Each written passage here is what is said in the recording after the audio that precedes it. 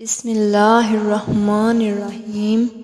حضرت انس رضی اللہ تعالی عنہ بیان کرتے ہیں کہ رسول اللہ صلی اللہ علیہ وسلم نے فرمایا، جب بندے کو اس کی قبر میں رکھ دیا جاتا ہے اور اس کے ساتھی واپس چلے جاتے ہیں تو وہ ان کے جوتوں کی آواز سنتا ہے۔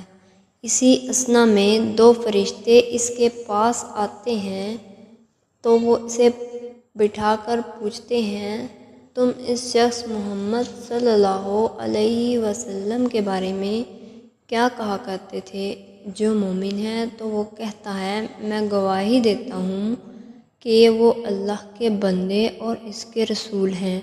اسے کہا جاتا ہے، جہنم میں اپنے ٹھکانے کو دیکھ لو، اللہ نے اس کے بدلے میں تمہیں جنت میں ٹھکانہ دے دیا ہے۔ وہ ان دونوں کو ایک ساتھ دیکھتا رہا۔ منافق و کافر شخص تو اسے بھی کہا جاتا ہے، تم اس شخص کے بارے میں کیا کہا کرتے تھے؟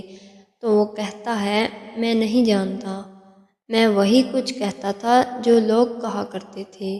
اسے کہا جائے گا، تم نے حق بات سمجھنے کی کوشش کی، نہ پڑھنے کی۔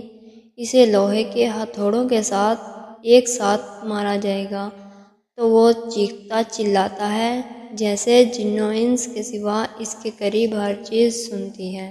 مشکوٰۃ المصابیح، حدیث نمبر 126۔